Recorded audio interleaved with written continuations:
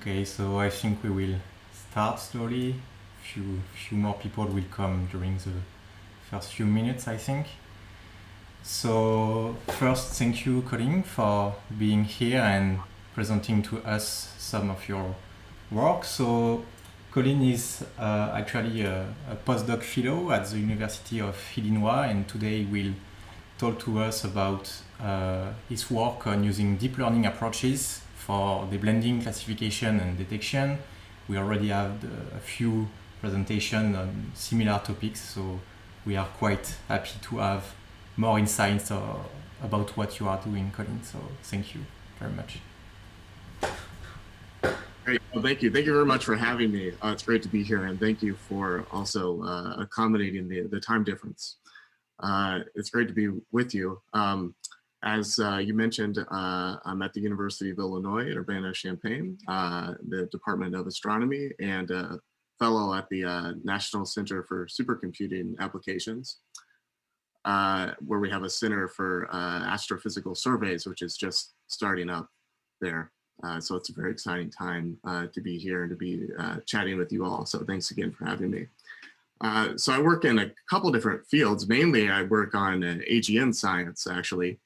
But you could sort of classify everything that I work on under the umbrella of data science and a broad umbrella. And today I'm happy to be talking to you about a project I've done with focused on galaxy deblending in astronomical images and optical images, and also classification and detection. And so what's interesting about the work I'll talk about today is the model we've used does all three stages of classification, detection, classification, and what's referred to in the computer vision field as instance segmentation, which is sort of the word I'm going to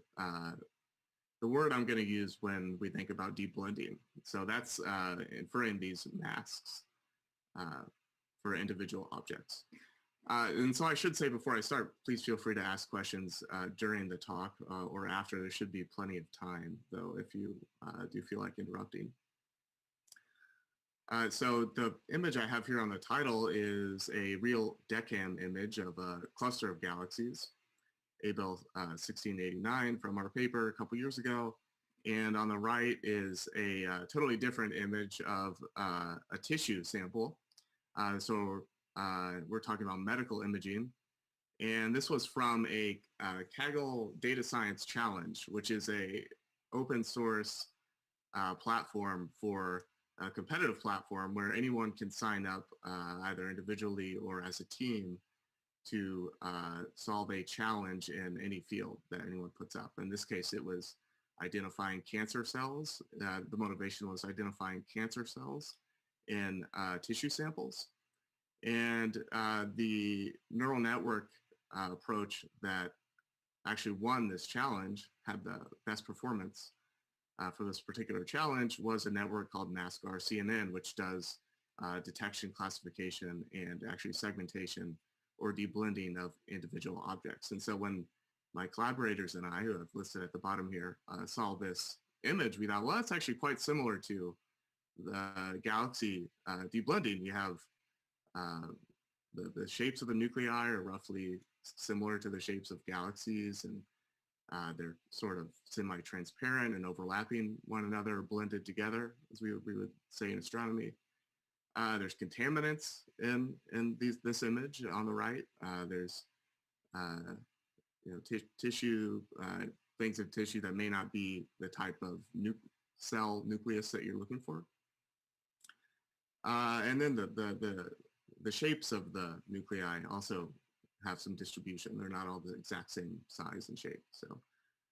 So today I'll be talking to you about our approach, which was to essentially modify this or apply this MaskR-CNN model to astronomical imaging. And I'll talk to you about some of the challenges and some of the success that we had with this. So I'm going to give a sort of quick introduction of the motivation of this project, and so why we wanted to use deep learning the benefits and drawbacks of deep learning, and then I'll go into sort of the details of our method applied to astronomical imaging and the training, how we evaluated the performance of our network. And then I'll end with like a brief outlook about for future surveys and what we're thinking about in terms of how can we sort of make these kinds of computer vision techniques more accessible, I think, to the broader astronomical community. So I'm really excited about that. So our main motivation for this project, one of them is sort of gravitational lensing. So I'm sure I don't have to explain gravitational lensing to this audience, but it's important to remind ourselves that there are two types of gravitational lensing that we might think about. One is strong lensing, which is where this image here on the right, where you get, if you have a, say, a intervening massive object, like a massive cluster of galaxies, and say a bright galaxy in the background or a quasar, you can get a strong lensing if the line of sight is lined up perfectly or close to perfectly. In this case of strong lensing, you get these really beautiful arcs, Einstein rings, which are lensed by the, in this case, the massive cluster of galaxies in the middle. If there were a quasar back there, you might see an Einstein cross, multiple imaging of the same quasar. But on the left here shows sort of the two different regimes. So you have the blue arcs here, which is the light being bent towards the Earth, where you might see multiple galaxy images or an Einstein ring type of structure, type of image. But what we're really focusing on here is the weak limit, further away from the cluster of galaxies in this case. You get, so that's signified by these white lines here.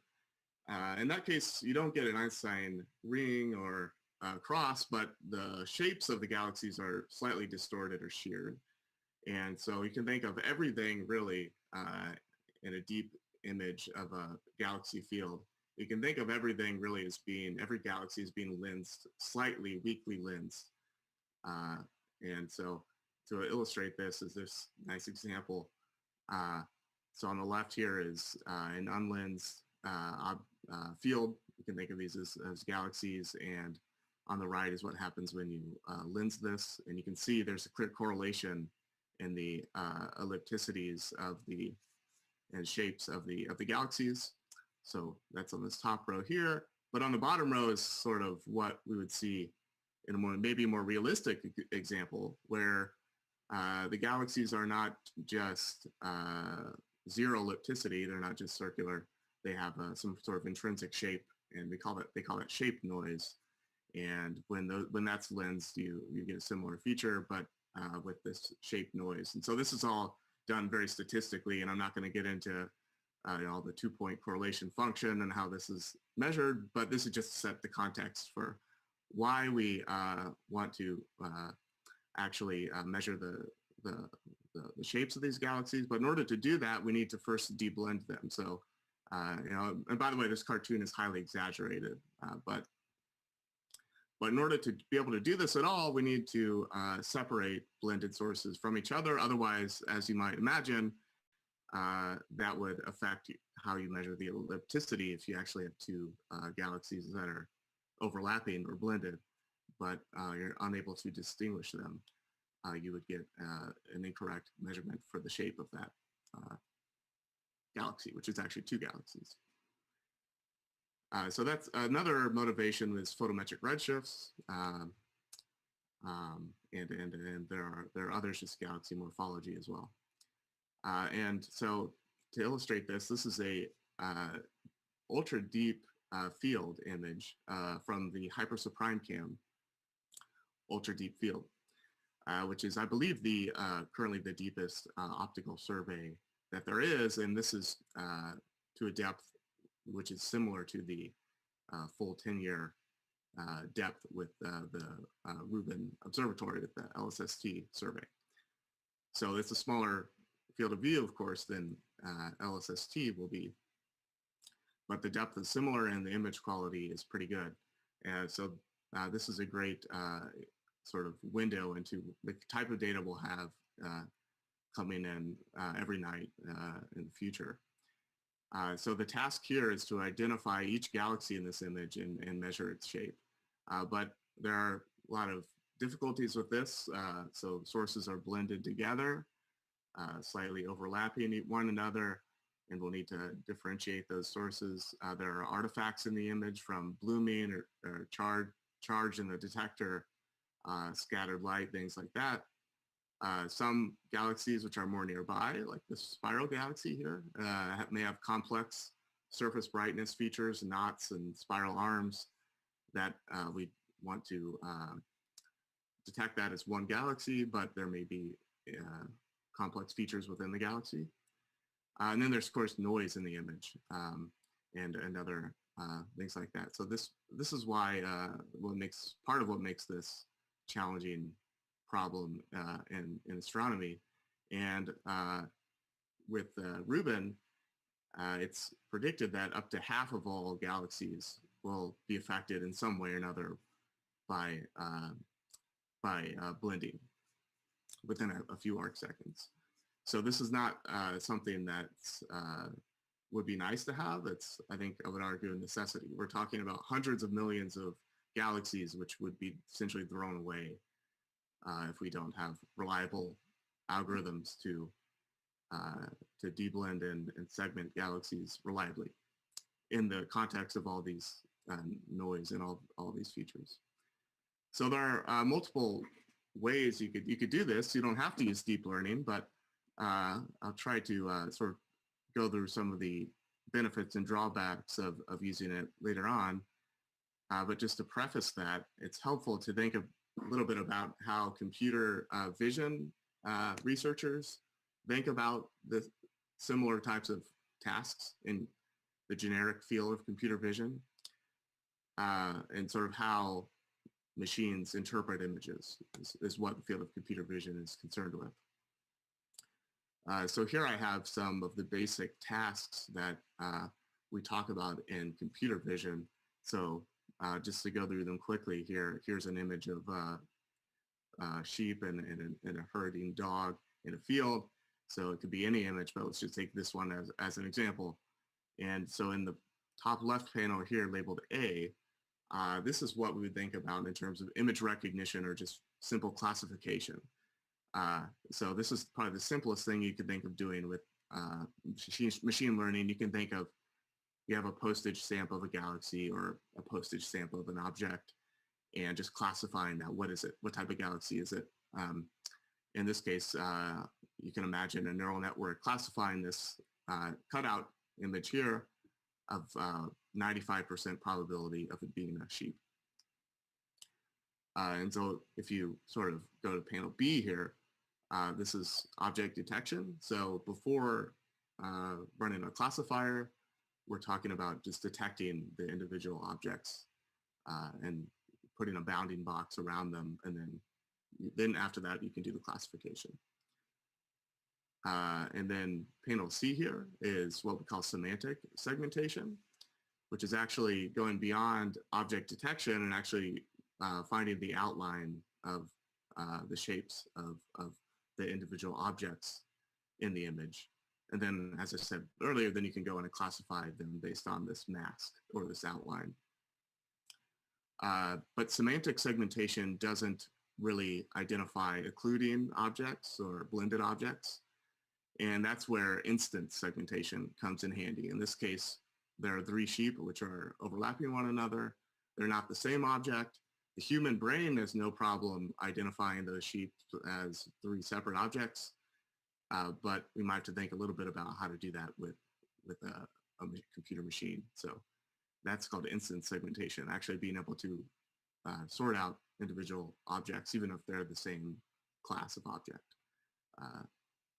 And the final task here, which is, I think, really quite close to what we want in terms of galaxy deblending, is amodal instance segmentation, which is just instance segmentation with the added ability or capability of inferring the masks or the shapes of objects even when they're occluded behind another object. So the human brain has no trouble.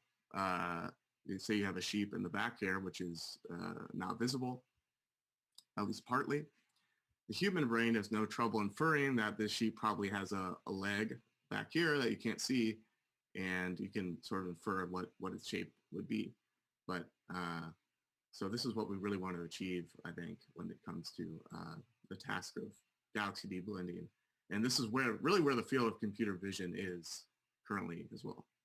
So, so we're hoping to sort of take these methods that have been developed by these computer vision folks and see how well it works in terms of galaxy deblending without modifying the code at all. We looked at it purely from an experimental point of view. What can we take from the cutting edge of computer vision and how well will it work for this task? So then I'll talk a bit about deep learning and sort of why we want to use that. So on one of the main benefits is the speed that can be achieved with deep learning. So we're lucky to have access to GPUs this day and age without too much trouble. They're quite readily accessible, and there's a lot of great libraries now, Python-based libraries like TensorFlow, and even computer vision libraries, which I'll talk about later on, that really makes this process quite simple, straightforward, I would say, compared to at least where it was, say, 10 years ago. So this has really, I think, revolutionized deep learning in recent years, the accessibility of the code and the methods and the hardware to actually be able to do this. So this video will play here. This is MASCAR CNN, so instance segmentation code being run in real time on a GPU. So we're talking about processing images, entire images from detection, classification, and segmentation in tens of milliseconds in almost real time. And in this case, this is a group which is using MASCAR CNN, and again in the medical field to try to do surgical robotics. And then another benefit is the performance that can be achieved depending on the application. Deep learning has really come a long way, I think, in terms of the accuracy that can be achieved if you're careful about using the right type of training set.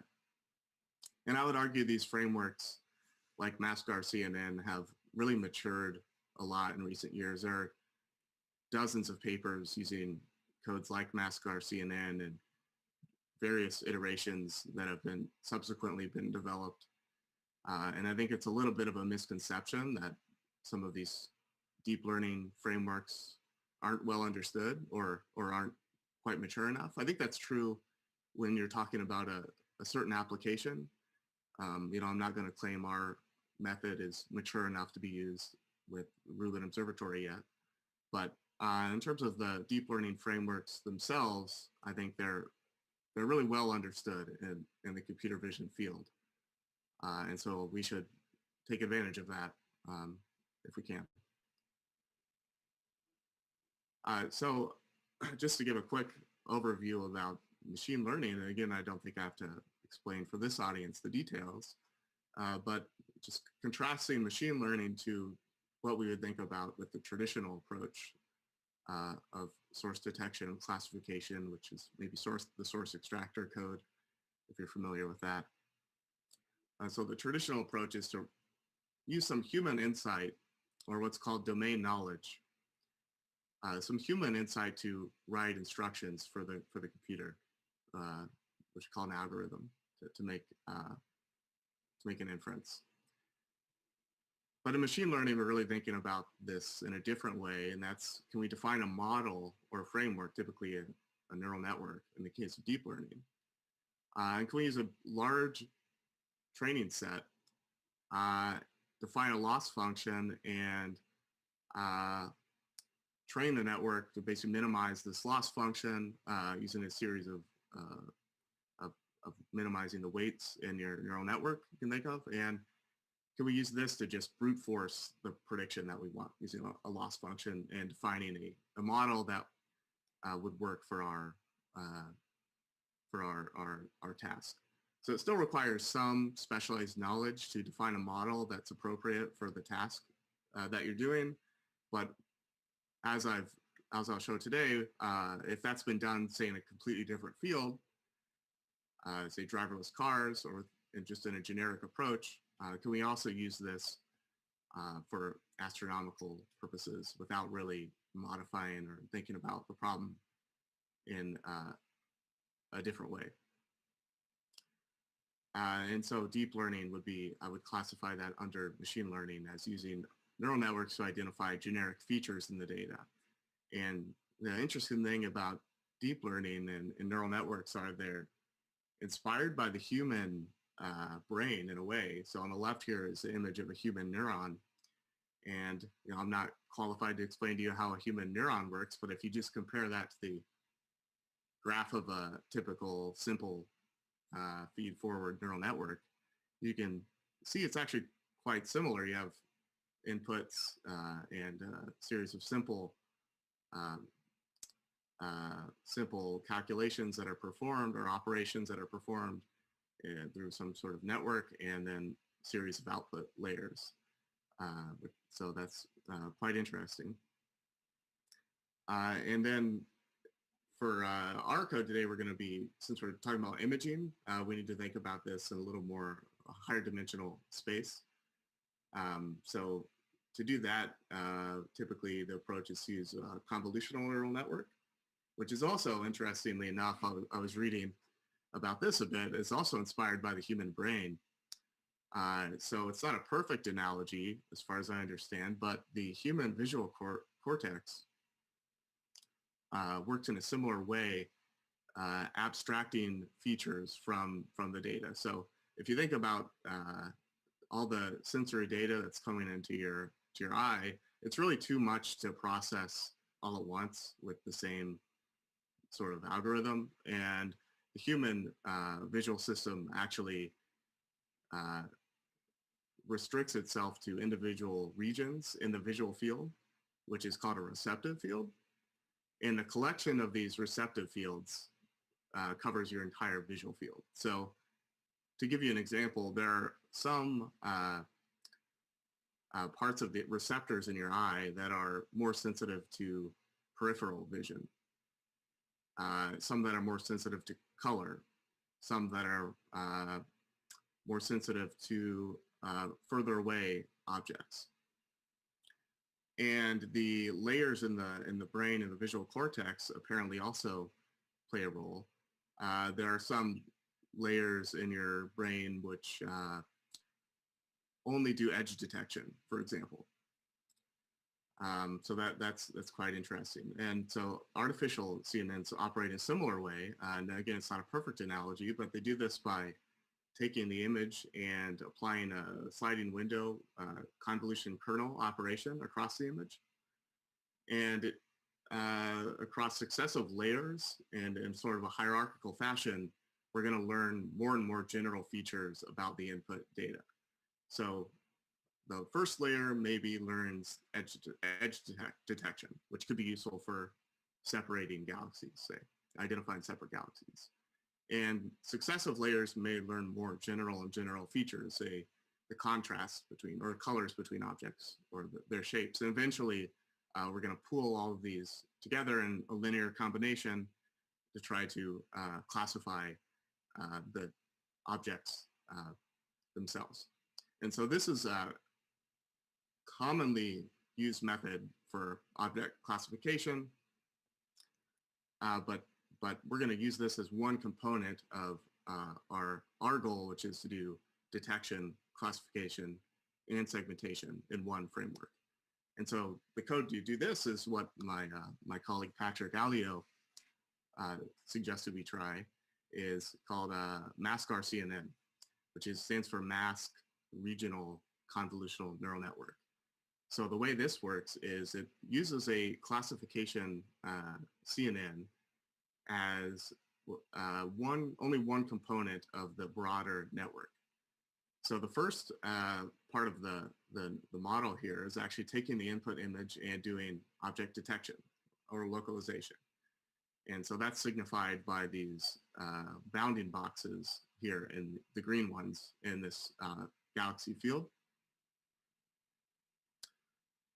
Once the object detection has been done, oh, and I should say this is itself a CNN, a convolutional neural network approach. One called, and I won't go into the details, called a feature pyramid network, which is a little more generic than the network I showed on the previous slide. And the nice thing about the feature pyramid network is it actually can identify sources on different spatial scales. So one of the challenges in astronomical images is you may have galaxies and stars of different sizes. A nearby galaxy can be huge in your field of view, and you can have galaxies that are barely even resolved.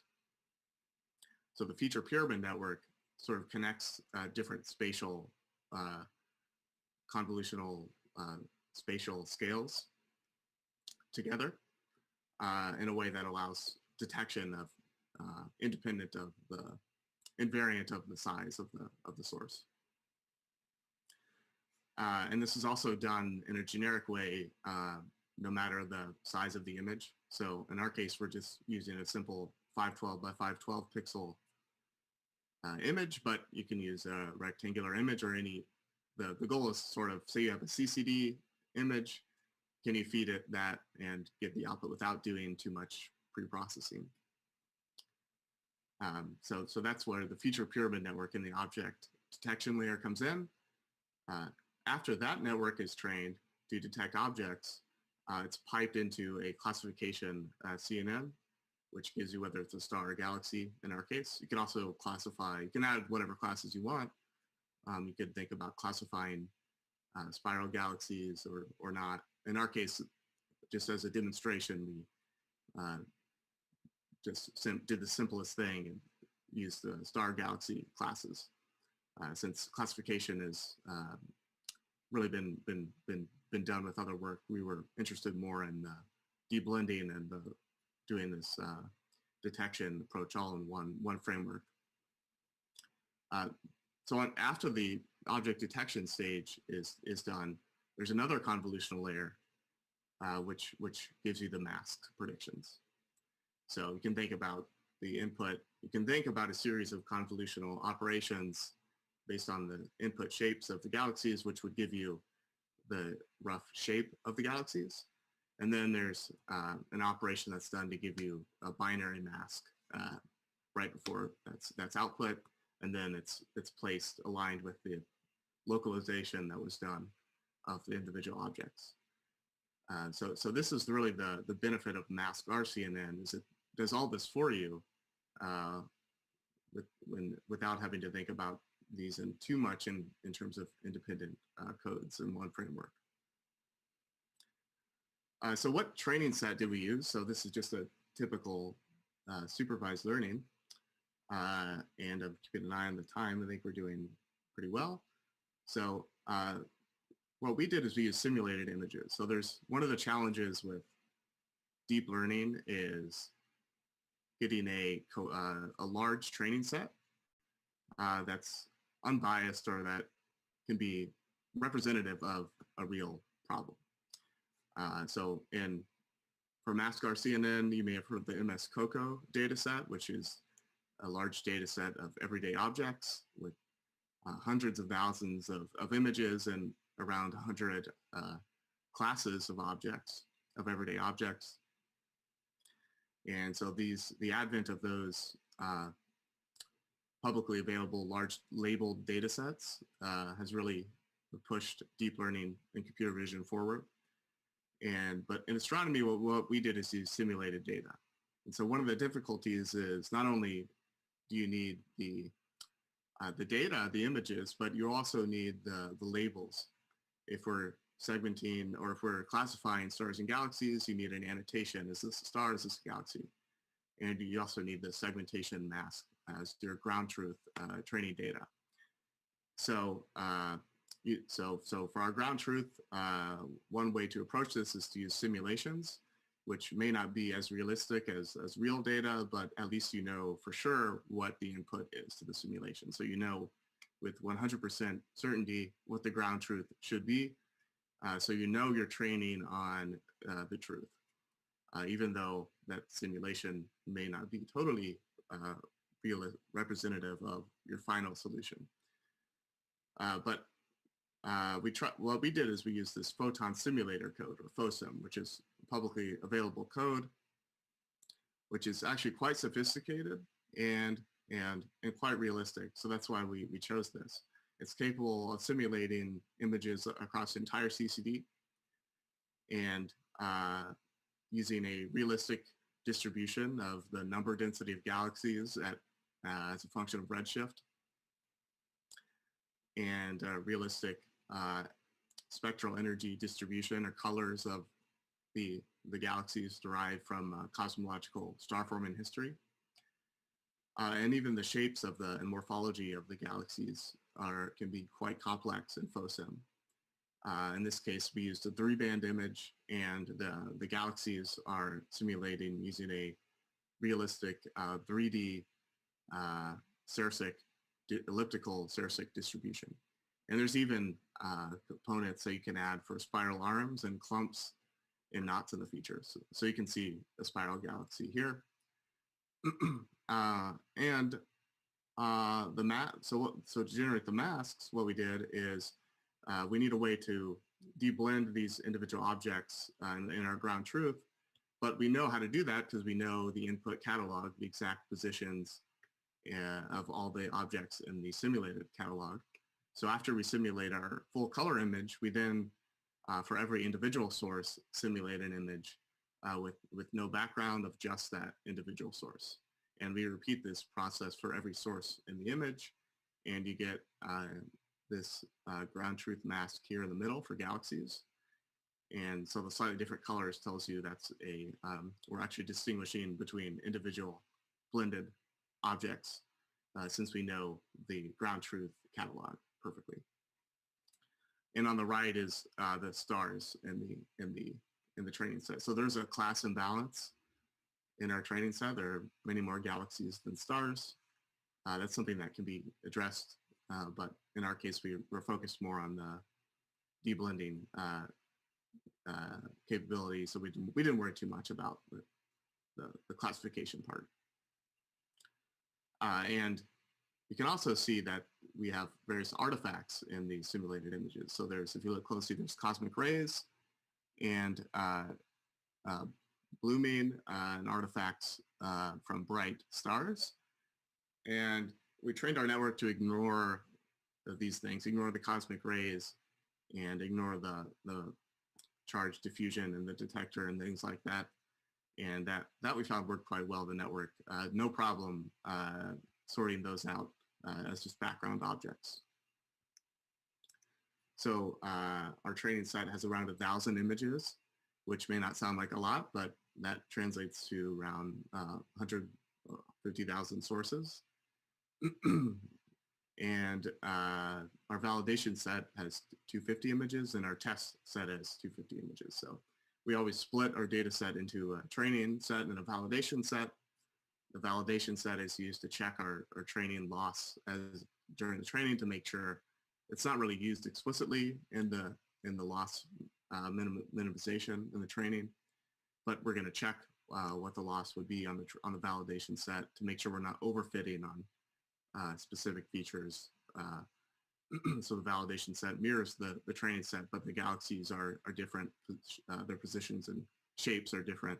It's a different field simulated in the same manner. And we're going to make sure our network also works with the validation set during the training. And we're going to siphon off part of this as a test set to test the performance in the end without using that in the training at all. And so really thanks to PHOSIM, a lack of realistic training data is not a problem.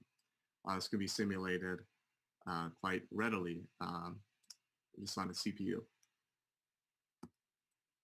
So finally, what we're going to do is data augmentation. So data augmentation is a cheap way to get essentially free extra training data. It's not entirely the same as having independent training data, but what we're going to do is augment the data we have to get more training data and to prevent the network from overfitting on specific features that we're not interested in learning from. So one of the drawbacks, you might say, of deep learning is you don't select what features are relevant a priori, like you would with a traditional approach, but really you're having the network learn what features are relevant. So you want to make sure that you're not training your network on features that are not important for your task. And so we just use the common data augmentation. So in this case, we have, just to illustrate it, you have an image of a tennis ball. And here on the left, you see the tennis ball has a ridge that goes around it in a certain shape with a characteristic shape, which you'd recognize instantly as a tennis ball. But if I rotate that tennis ball 90 degrees or 180 degrees, you still want to recognize that as a tennis ball, no matter which way it's rotated. And so by rotating it, we're ensuring the network doesn't focus on, say, the orientation or the rotation of this feature, but generically looks at the shape of this type of feature to identify it as a tennis ball. So we do the same thing for our images of galaxies. We don't want, say, there's a certain density in this field compared to over this part of the field. So we're going to rotate that to randomly enter a training set to help the network not overfit on certain characteristics of the field of galaxies. Say there's a bright star in one corner of the image. We don't want it to think that that's an important feature. So we rotate all the images, we mirrored the images, and we also blurred them using a 2D Gaussian kernel. So this is a cheap way of mimicking variations in the side of the PSF, you could say.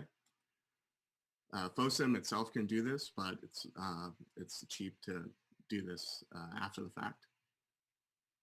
And we're also going to add random shot noise to the image. So it's always a good idea to add noise to your image so your network is robust to different noise levels. So you're on a bright sky day versus a dark sky day. You want the network to still work regardless of what the background level is. Of course, the performance may change as a consequence, but that's as expected. And similar with scene variations, we want this network to be robust to different variations in the scene depending on the night. Okay, so to go into our training and how we did the training, so it's just a simple, so we start with what's called transfer learning, which is just using the initial weights from the MS-COCO dataset, which I mentioned previously.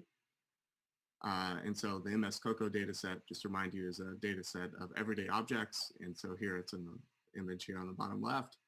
And all of them are segmented by humans. So you have, in this case, masks of people. In some cases, they're overlapping one another. And so this is the ground truth data. We begin with our weights using the MS-COCO dataset just as a initial condition, so we don't have to restart the weights randomly. So this is one way of transfer learning where the network begins with this, so at least has some idea of how to detect objects and what the masks might look like, even though galaxies have different shapes and the statistics in the image is different. That'll be handled in the training process. So we just use stochastic gradient descent to update the weights, and we're going to progressively decrease this learning rate, alpha, here, to try to fine-tune the training as the training goes on. So here's an example of our training loss at various training epochs. And this is what you'd expect to see, characteristic of logarithmic loss curve. And the validation set and the training set loss match quite closely, which is a good sign that we're not overfitting on the training set. The loss is a linear combination of the mask loss, the detection layer loss, and the classifier loss are all computed independently for the 3 stages of the network. And so we're really lucky to have a great GPU cluster here at NCSA in Illinois, and we're able to train our network using a parallel approach. So the nice thing about using these computer vision codes is they are quite easy to use and quite advanced in terms of the parallelization capabilities. And so we were able to use a model-based approach where we essentially split up the data set into batches and put them on multiple GPUs and combine the loss at the end of each training epoch across many GPUs, and we're able to train our network in just a few hours, which is incredible when you think about all the different components of the network. And the MaskR CNN is quite a complex neural network in terms of the number of weights that need to be minimized. But using the parallel GPU approach, this is really only took a few hours, which is great. And so now you know why I have the HAL 9000 reference in the slides. So the computer we use here is a fun fact from the movie 2001 Space Odyssey, is called HAL, Hardware Accelerated Learning Cluster. And so if you've seen the movie 2001, there's sort of the AI computer in the movie, and in the canon of the movie, the HAL 9000 AI is actually was born in Urbana, Illinois. So this is our local pride here in Urbana, is the HAL 9000 character in the movie. So I'm a HAL 9000 computer.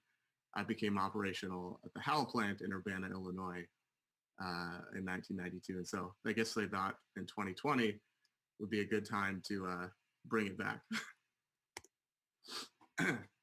So to quickly go through the performance, how we evaluated the performance of our network after the training, we used a standard approach in computer vision, which is something called the IOU, or the intersection over union.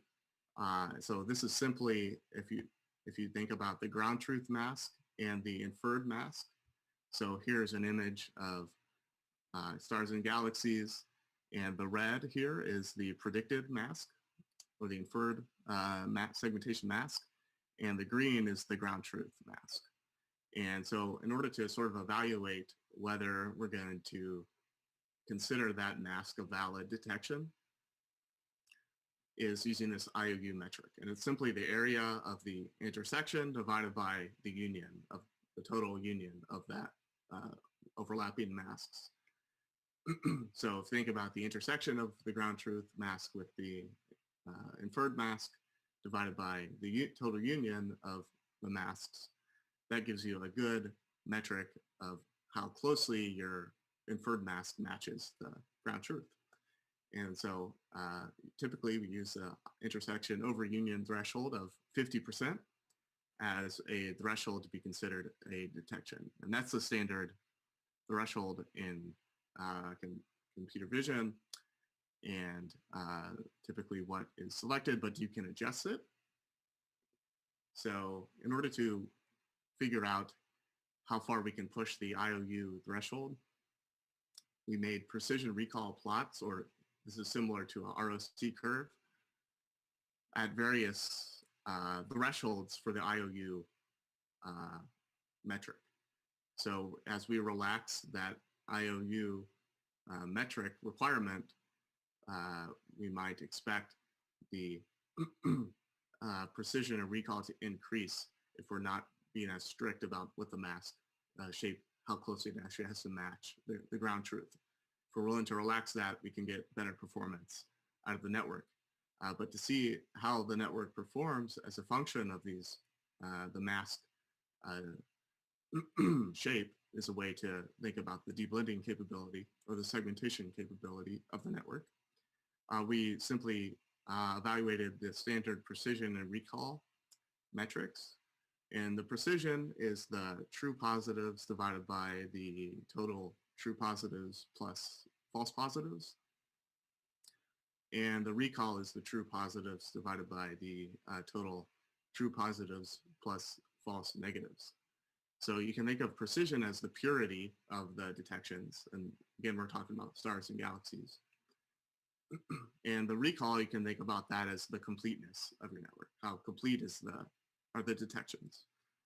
And we're going to evaluate something called the AP score, which is essentially the area under the precision recall curve for a given IOU threshold. And so the green here is 50%, AP 50, IOU threshold of 0.5. And as we relax and as we make that more and more strict, actually, you can see the network performance decreases as we require the mask prediction to match more closely to the ground truth. And so for an IOU threshold of 0.5, the performance is quite good. We're able to get over a 90% precision and recall, at least, well, over a 90% precision at roughly 80% recall, which is not bad for a sort of proof of concept paper. And there is, as I mentioned earlier, a class imbalance. So the left here is stars and the right is galaxies. And we found our network worked a bit better for galaxies. And that could be because there are more galaxies in the training set than stars. Could also be they have more distinct features, or they're slightly larger, which maybe helps the masks be inferred. And stars can have blooming effects and things like that, which may make the mask inference a bit more challenging for the network. But there's also a class imbalance, so keep that in mind. So the qualitative successes are we're able to apply the mask-R-CNN method with quite good performance with really very little modification to mask-R-CNN code itself. And so this is showing qualitatively the deblending capability, in this case on a real image. So since our simulated images are quite realistic, we're able to try this on a real image, DECAM image of Abell 1689, and we find that we're able to get amodal segmentation masks in this dense cluster of galaxies, and the qualitative performance is quite well. So in this case, it's a real image, so we don't have a ground truth metric to really quantify the performance, but it's always good to check that it works with real data. So that gives us some confidence that our simulations were working as we expected, and the network is doing what we hoped it would. And again, the comparison to the medical science imaging. So we know that the deblending, at least the segmentation mask, is qualitatively possible. And I'll just skip over this, I think, in the interest of time. But we also tried seeing, can we push the depth in the image further? And while we were able to qualitatively get similar mask performance for the galaxies, the network performance dropped considerably. And this is showing some of the pitfalls of using a training set. Is you cannot go beyond your training set really in this case. So the fainter, redder galaxies we found were not really detected because they're higher redshift and a deeper image. And so the network struggled to detect those objects which weren't represented in the training set. So I think this is a nice demonstration of the limitations of this. It could be addressed by using these types of simulations or more deeper real data in the training itself. And so just to end quickly about some of the sort of I think challenges when we think about the problem of astronomical imaging versus everyday imaging. I think it's important not to push the computer vision approach too far. We should use what's being developed in computer vision, but keep in mind there are differences. In astronomical imaging, the galaxies have simple shapes, whereas like people and cars and in a realistic image, the mask can be quite complicated. So that's a difference. Galaxies have diffuse edges. They don't have well-defined boundaries like you would in a real image. The signal to noise ratio is generally lower. You have noise that you wouldn't really think about noise as being a huge issue in pictures, regular images on the Earth, and during the daytime at least. It's not really, low signal noise images aren't really common in like the MS COCO data set. And then we also have hyperspectral imaging in astronomy. You can have multiple channels. So we just stuck to 3 channels, RGB images for this work, but it's trivial to extend it, but you can use all that data in the astronomical imaging to help you identify separate sources. Our network had difficulty with the spiral arms. This could be because the spiral features are more rare in our training set, but the masks tend to be smoother or more circular in shape, which is not too hard to think about in terms of what the convolution is doing, why the mask might be too circular. But there are newer networks which help with this, which we're interested in trying. And also there's different contrast stretching, depending on how you scale the data. You can get different performance. So people have looked at that, for example, in Gonzalez 2018. And so one of our students is investigating how, say, the Lupton RGB scaling or logarithmic scaling of the data values changes the network performance. And uncertainty quantification is something that we haven't thought about in terms of mask RCNN. It can be done, but it requires a more complicated network. But we haven't done that in this work. And just to end here, we're thinking about comparing this to other codes. So one is using Scarlet, which is a deblender being used on the HSC. So one of our students, Yufeng Liu, is working on real HSC data, like what I showed at the beginning. And we're going to see if we can use mask RCNN on real data and see what the performance really is like compared to Scarlet. So in this case, we're going to use Scarlet as a ground truth, which is on the real data, and see if we can get the same performance with mask RCNN. And so just in the interest of time, I think I'll skip I'll just leave the conclusions up here and just say that, there's still a lot more work that can be done, especially with the upcoming Rubin and the Roman as well observatory. And just remind you, half of all sources will be blended together. So this is really something that you should think about.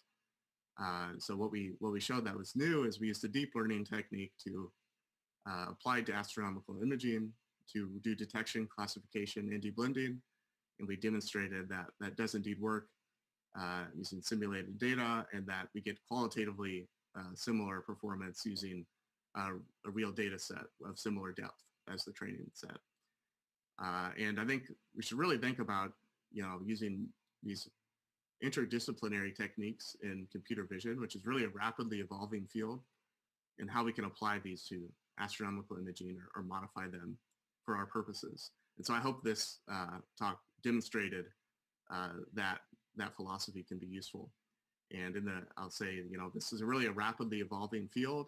And even in the couple of years since we've written our paper, there are multiple newer versions that do these tasks, and newer versions of mask RCNN, newer models that are always being developed. So it's always good to keep in mind the future code. And a lot of these codes are open source as well. So what we're interested in is sort of developing a framework to test these different codes in the future. So I'll just end there, and I'll thank you again for inviting me, and I hope I didn't go over the time too much, but I'll happy to take any questions if there are any. Thanks. Thank you very much, Colin. It was very interesting, very detailed. So I was about to ask if there is any question, but we already have one. So Hubert, you can go. Yeah, thank you. Really nice talk. Thank you for the presentation. I didn't really catch exactly what is your ground truth for the masks? Is it a binary map or is it a labeled map? Yes, great question. So we have here. Yeah, so here we have the real data, and yes, so the training masks are binary masks. So essentially what we did is simulate every individual galaxy or star independently, and then we just ran a detection code on that individual deblended ground truth image, and then get the segmentation mask from that. okay, and so the blended region, for example, are labeled 2, like the sum of 2 binary segmentation, right? Right. So yeah, so it does distinguish when you have yes, 2 overlapping binary masks. Okay. Yeah. And so I have a related question to that. With that, for the IOU, I understand well how it works when you have isolated objects, so binary segmentation map. But how do you compute the IOU when you have a blend zone? Like, how do you, because you don't just have 0 and 1, but you also have 0, 1, and 2 for the blend region. So how do you compute your IOU on that? Right. Good question. So I think the answer to that is when we compute the IOU, it's a good question. And I think in the extreme limit where you have, say, 2 blended sources, which are like very close to each other, I don't think it's possible to evaluate the IOU in really a meaningful way when the sources are blended significantly. If they're just slightly blended, like in this case, I believe the IOU will find like the center of the closest mask in the training set, and it can do the IOU in that case by finding the nearest object. But you're right, it's difficult to think about the IOU metric as like the perfect metric in the case of really extreme blending. So I think one way to do it is to keep track of, say, the shapes and the ellipticities of your input catalog and see if you can recover those in the output. So that's something we didn't do, but that would be one way to test is the deblending really working. Can you output the ellipticity from the network? That wasn't something we did, but that would be one way to do it. But yeah, it's a good point. Yeah, okay, good. Yeah. It makes sense to find the ellipticity. Thanks. Yep, thank you. Okay, so before we take other questions, I have one quick question really linked to what you just explained. I was wondering if you tried just the classical IOU, or if you also tried like generalized IOU or distance-based ones, or even some of them who can take into account the shape, the aspect ratio of your object. No, this is just the simple classic IOU as far as I know, but that's interesting. I should try that. And yeah, I actually didn't know there were more advanced. Yeah, some of them are really powerful, for example, for the blending, because they really take into account the central position of your box or of your mask, and they are even more advanced one. Yeah, I think it could really improve your results if you tried some of them. Sure, interesting. Yeah, thank you for the suggestion. I'll look into that. Okay, so do we have other questions?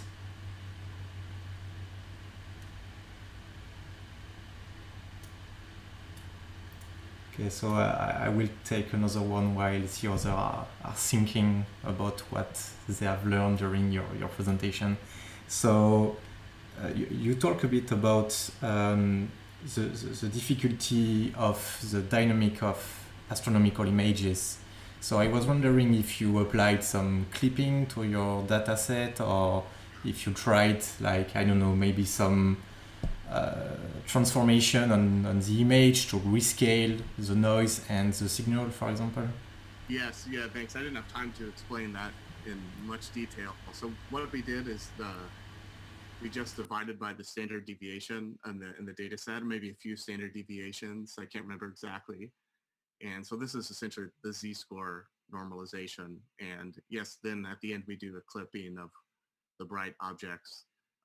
This is sort of I would say something to a lessons learned from our work is that, so on the lower right here is the normalization we did. And you can see it's the statistics in the data set. We're using this normalization routine. We have positive and negative floating point or integer values. And it's really, there's not much information in the negative half of the data, because that's sort of clipped away in the normalization. So all that is noise, essentially, almost no data in the negative part of the image. So there's some memory. It's really a memory issue in the training. This is memory that's not really being usefully taken advantage of. And you can get a better dynamic range if you adopt, say, this Lupton or logarithmic scaling of the data.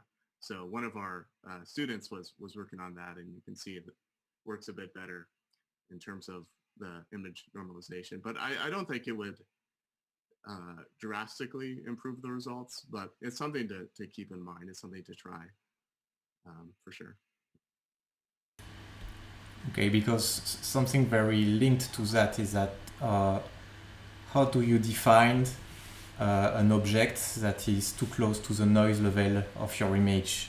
So how do you decide which object to include in your learning sample and which object to exclude? And do the network manage to perform some kind of generalization of the feature it has learned on brighter objects, and if it can retrieve it in some lower brightness object, and which solution works the best for your case? Because I think it's very dependent on the architecture, on the algorithm you choose. Yes, yeah, that's a great point. And so we didn't plot, like, I don't have a plot of the performance versus say the signal to noise of the galaxies, but yes, I would expect that at lower signal to noise the performance becomes worse. And in our training set, all of the ground truth is above the signal noise of, I think, 2 or 3 or higher. So in that case, we're not really focused on very low signal to noise objects, so I didn't test that. And the other thing is augmentation can help, I think.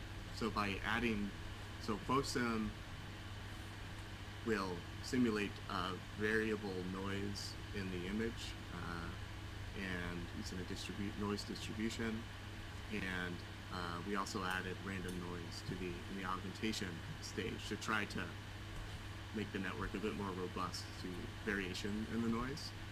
But yes, in our training data, everything is above what the typical detection limit would be.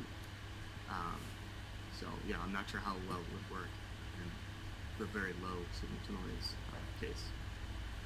Yeah, okay, thank you.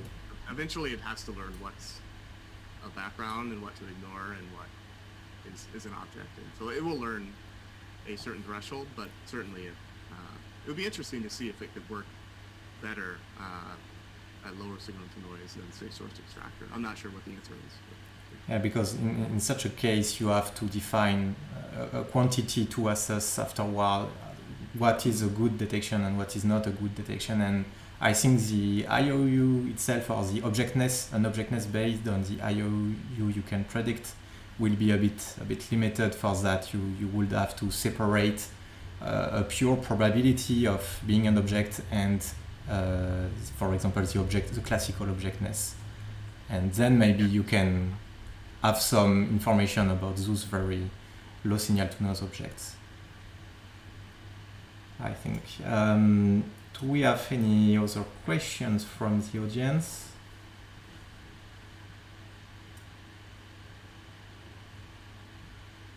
Doesn't seem so. It's quite a bit late already for us in Paris, so. And thank you again for accommodating that. Thank you very much, Colin. I think we can stop that. So you can stop there. Thank you again. It's just some clap we're having in from the participants. So yes, it was really nice, really interesting, and I hope we might rest in touch.